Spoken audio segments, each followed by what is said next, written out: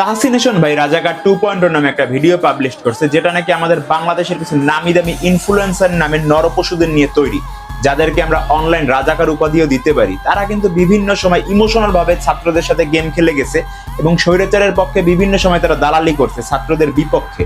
তো তাদের সম্বন্ধে ডিটেলস তাহসিন হাসান ভাই তার ভিডিওতে কথা বলছে। আমি যাকে নিয়ে কথা বলতে চাই তার নাম হলো RS ফাহিম চৌধুরী, যাকে মেনশন করে, যাকে উৎসর্গ করে তাহসিন হাসান ভাই তার ভিডিওর নাম দিয়েছে রাজাকার 2.0।